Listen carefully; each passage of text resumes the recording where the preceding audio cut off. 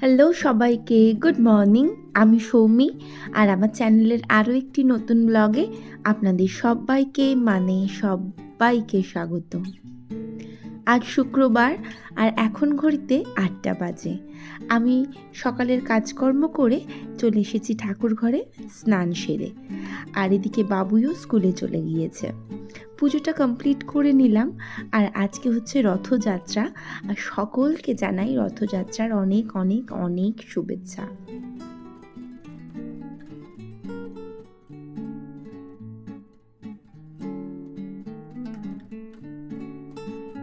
তো ঠাকুরঘর থেকে পুজো দিয়ে নেমে এসে আমি প্রথমেই যেটা করলাম সেটা হচ্ছে বিছানাটা একটুখানি ক্লিন করে নিলাম, মানে পরিষ্কার করে নিচ্ছিলাম।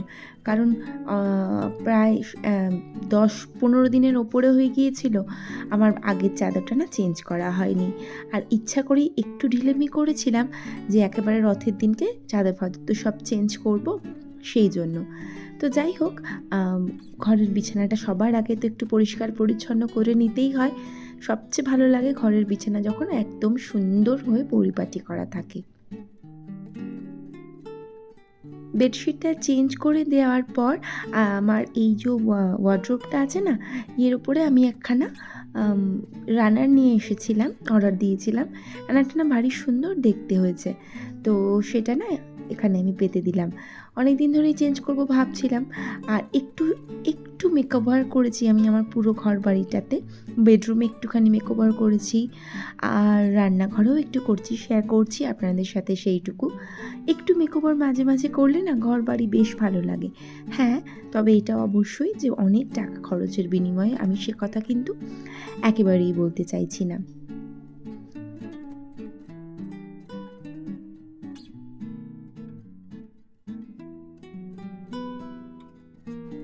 প্রথমবার সেটিং করার পরে আমার মনে হচ্ছিলো যেন সুন্দর লাগছিল না, তারপরে আবার ঠিকঠাক করে দিচ্ছিলাম।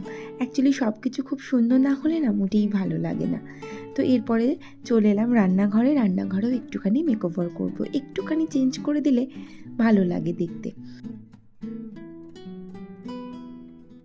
কদিন আগে রান্নাঘরের জন্য আমি উডেন র্যাকটা অর্ডার করেছিলাম, আর সেটা এসে গিয়েছিল। আর এই টিপটটা না আমি আমার রান্নাঘর থেকেই নিয়েছিলাম। তবে টুকটাক আরও 2-1টা জিনিসের অর্ডার করা আছে, সেগুলো এলে আমি অবশ্যই আপনাদের সাথে শেয়ার করব। আর আরও কিছু অর্ডার করা এখনও বাকি আছে।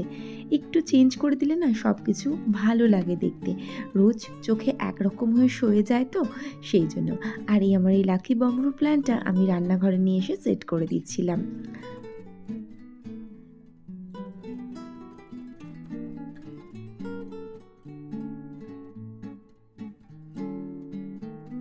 তারপর না তাকিয়ে দেখছি যে যেন কেমন একটা লাগছে, অস্বস্তি হচ্ছে। মানে র্যাকটা একটু সাইজে যেহেতু সামান্য বড়, সেই জন্য না মানে রান্নাঘরটা তো আমার খুব ছোট, তাই ঠিক করে না রাখলে কোনো জিনিসই একদম ভালো লাগে না দেখতে।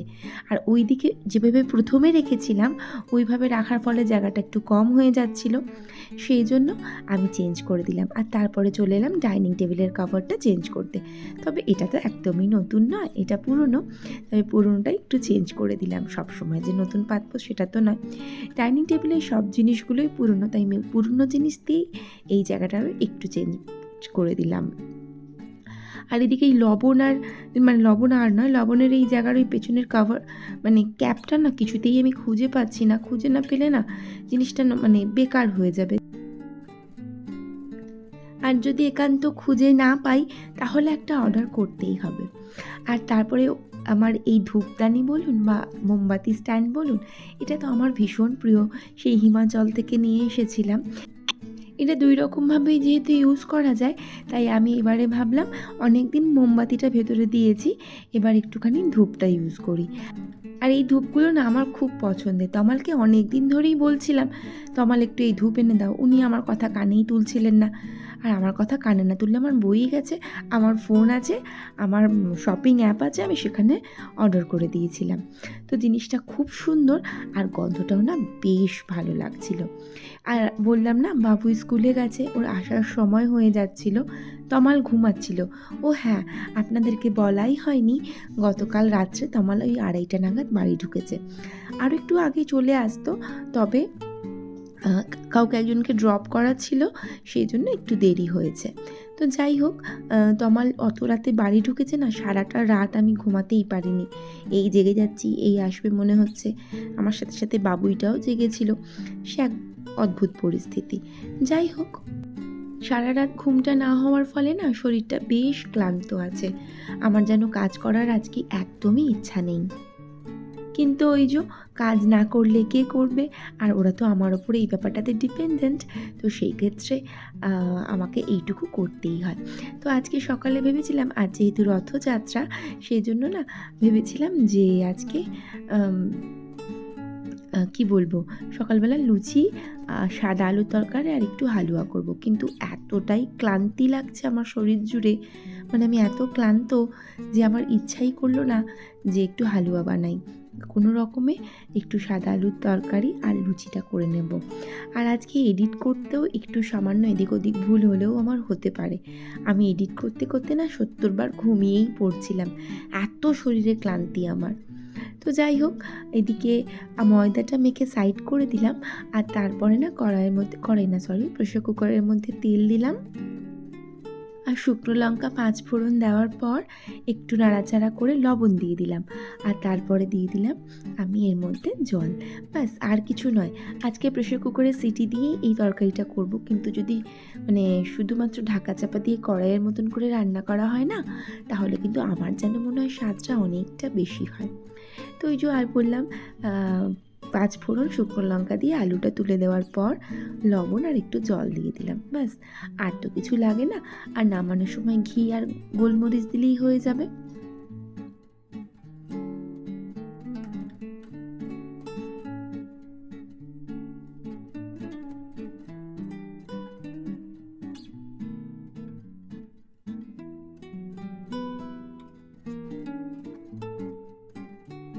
আর এরপরে লুচিগুলো আমি বেলে নেব। ময়দাটা আপনারা তো দেখলেন, একটু আগেই মেখে রাখলাম। আর তারপরে লুচিগুলো টপ টপ করে বেলে নিই। মানে বাবুই স্কুল থেকে চলে আসবে, তমাল আনতে গেছিলো। তমাল ঘুমাচ্ছিল, আমি ওকে ডেকে দিলাম যে তুমি একটু যাও, ওকে নিয়ে এসো, নাহলে আবারই বৃষ্টি পড়ছে, তার মধ্যে রাস্তা একটু অসুবিধাই হবে। দুদিন এসেছে তমালকে ছাড়াই একা একা, আর আমি আজকে সকালে একটু দিতেও গিয়েছিলাম। যাই হোক, এদিকে আমি লুচিগুলো বেলতে শুরু করে দিলাম।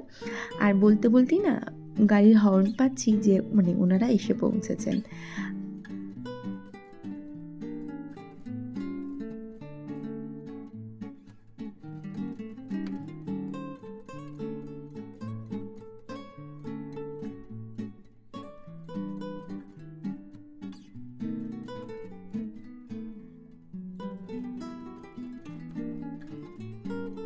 তো বেশ কটা লুচি একসাথে বেলে নিলাম, বেশি না, 10-12টা মতো লুচি করব। বেশি করলেই বেশি খাওয়া, আর খেলেই পেটে ব্যথা, সেই জন্য অ্যাভয়েড করলাম।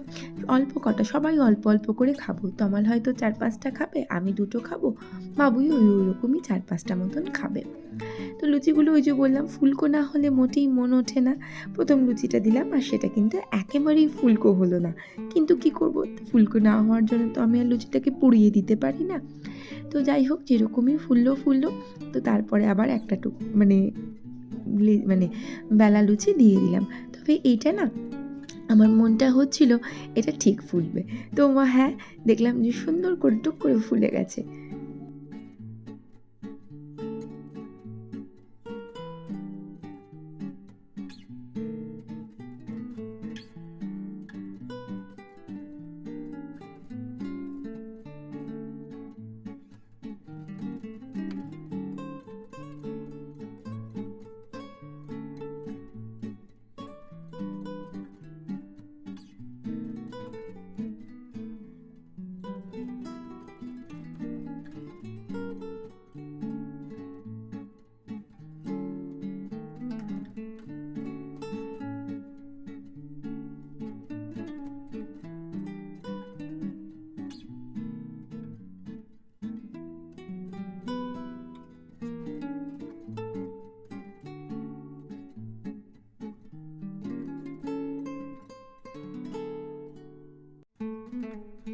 তো একটা একটা করে না সব লুচি কমপ্লিট করে নিলাম।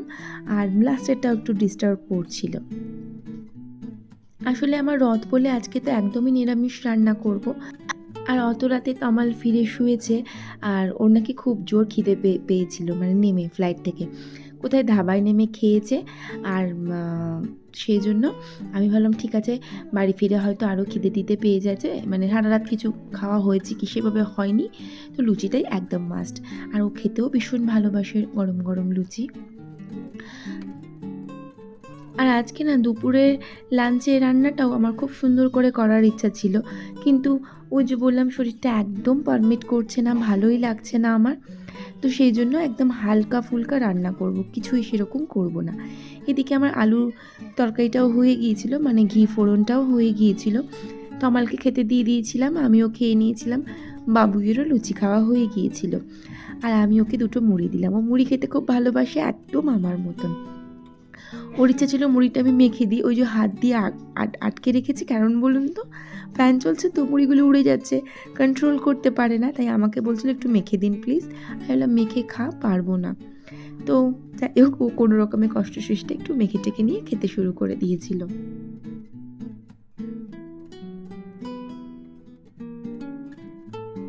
আর এরপরে না আমি চলে এলাম বাবুইয়ের ঘরে। কালকে রাতে তমাল এই ঘরে শুয়েছিল, আর সেই ঘরটা এবার আমি একটুখানি গুছিয়ে দিই। এই ঘরে চাদরটাও চেঞ্জ করে দেব, কারণ এই চাদরটাও বেশ অনেক দিন ধরে পাতা হচ্ছিল। আর বুকশেলফে বাবুই বলেছেন হাত দিতে না, একদম আপনি বুকশেলফে হাত দেবেন না। আমি যদি কবে গোছাবি তাহলে বুকশেলফ, আমি ঠিক গুছিয়ে নেবো। আমি যে ঠিক আছে, আমি দেখবো তুই কবে বুকশেলফটা সুন্দর করে গোছাস। তো যাই হোক, আমি তাহলে চাদর বেডশিট মানে চাদর আর বালিশের কাভার টাভারগুলো সব ঠিকঠাক করে চেঞ্জ করে দিই।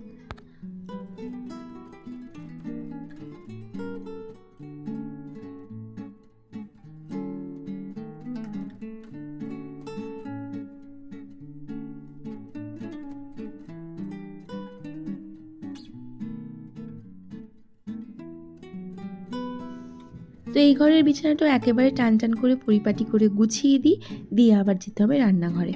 আজকে খুব ইচ্ছা ছিল একটু ভালো মন্দ কিছু রান্না করার, কিন্তু মনে হচ্ছে কখন আমি রান্নাঘর থেকে বেরিয়ে এসে একটুখানি ঘুমাবো। কালকে সারা রাত আমি জেগেই প্রায় কাটিয়ে দিয়েছি, তাই আমার শরীর একদম মানে ভালোই লাগছে না, ভীষণভাবে আমার ক্লান্ত লাগছে। আর কালকে না আজকে সরি, পর্দাগুলো সব চেঞ্জ করে দিয়েছিলাম। অনেক দিন হলো এই পর্দাগুলো, তবে আমার ঘরে দুটো পর্দার সেটই আমার পছন্দ নয়, একটু গন্ডগোল হয়ে গেছে পর্দাগুলো আমার মানে কিনতে।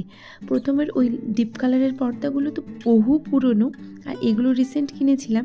এগুলো না খুব একটা যে পছন্দ হয়েছে তা না, তবুও চালিয়ে নিই কটা দিন, আবার পরে কিনবো। ওই যে বললাম ভীষণ ক্লান্ত লাগছিল, তাই একটু বসে পড়লাম। তো যাই হোক, এই ঘরটাও কিন্তু একদম গুছিয়ে টুছিয়ে নিয়েছি, মানে আমার কাজটুকু কুশন কাভার চেঞ্জ করা, বালিশের ওয়ার্ড, চাদর সব ঠিক করে দিয়েছি, তবে বুকশেলফের অবস্থা ঠিক এইরকম।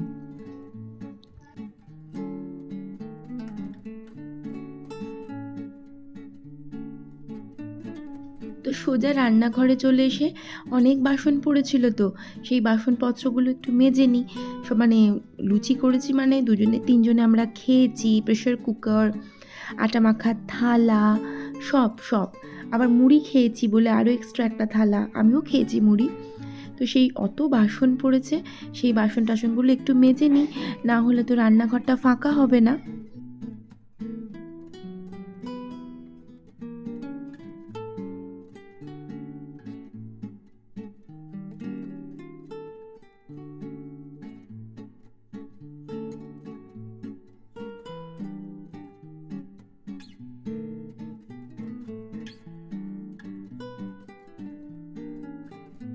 তো সমস্ত বাসন টাসন মেজে রান্নাঘরটা একটু ফাঁকা টাকা করে নিয়ে তারপরে রান্নার কাজে লাগবো।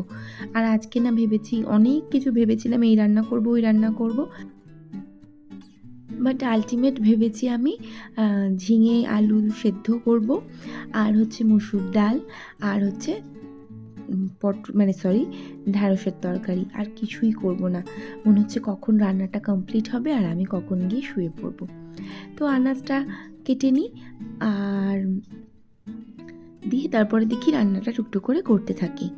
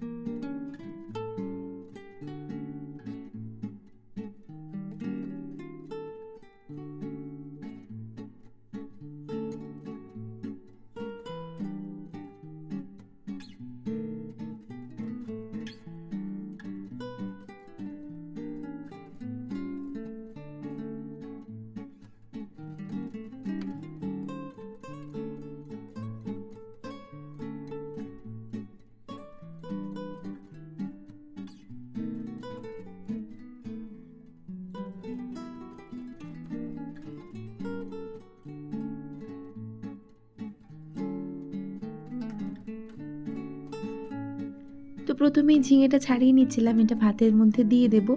আর না আমার মা না কখনো এরম ঝিঙে কেটে দেয় না ভাতের মধ্যে, পুরো গোটা ঝিঙেকে ছাড়িয়ে দেয়। ঝিঙে কেটে গেলে সেটা তো মা দেবেই না, তবে আমার সেরকম কোনো সমস্যা নেই, আমি আবার দিয়ে দিই। এইদিকে সমস্ত আনাজ ফানাজগুলো কেটে টেটে নিলাম। আর এরা ডাল সম্বর দেবো বলে কড়াইয়ের মধ্যে তেল আর শুকনো লঙ্কা দিয়ে দিয়েছি। আর তো শুকনো লঙ্কাটা একটু লাল লাল করে ভাজা হয়ে যাক, এর মধ্যে আমি দিয়ে দেবো পেঁয়াজ, কেটে রাখা পেঁয়াজটা দিয়ে নাড়াচাড়া করে, মানে এটাকে ডাইরেক্ট আমি সেদ্ধ ডালের মধ্যে, মানে ডালটা সেদ্ধ বসিয়ে দিয়েছি তার মধ্যে দিয়ে দেবো। আমি আগের দিনও হয়তো বলেছি, এরকম করে ভাজা পেঁয়াজ সমেত ডালটা যদি সিদ্ধ হয় না, আমার ডাল খেতে খুব ভালো লাগে। তো পেঁয়াজগুলো ভাজা হয়ে গিয়েছিলো, ডালটা সবই ফুট ধরেছে, তো সেই মোমেন্টেই আমি ভাজা পেঁয়াজগুলো দিয়ে দিলাম।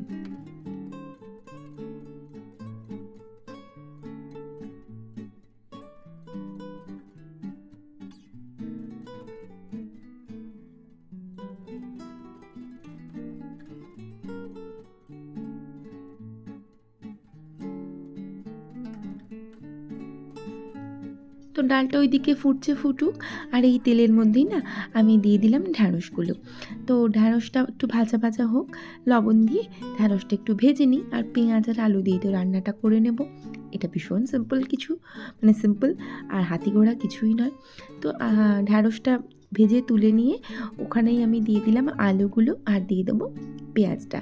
এবার এটা একটু নাড়াচাড়া করে ভাজা মতন হয়ে যাবে, যা মশলা দেওয়ার দিয়ে নিয়ে আমি জল ঢেলে দেবো।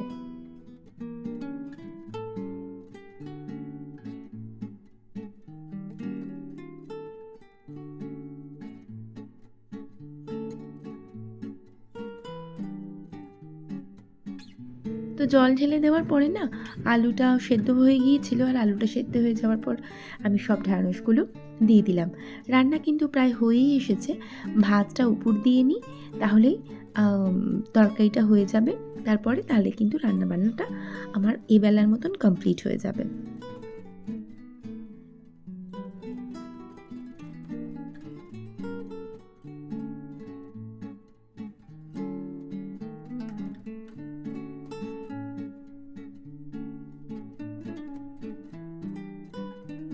তো ভাতটা উপর দিয়ে নিলাম, আর এদিকে তরকারিটা হয়ে এসেছিলো একটু শুকনো করে। তারপরে তরকারিটা নামবো, একটু রসা মতন আছে, এটা না আমার ঠিক ভালো লাগবে না, মনে হবে যেন একটু হলে হতো।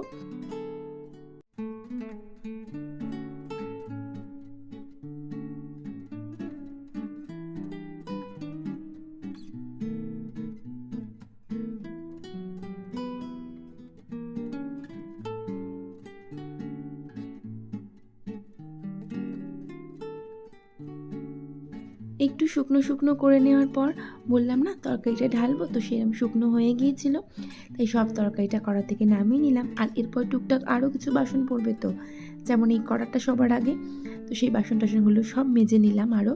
আর তারপরে না গ্যাস ওভেনটা, কাউন্টার টপটা একটু ভালো করে পরিষ্কার করে নিচ্ছিলাম।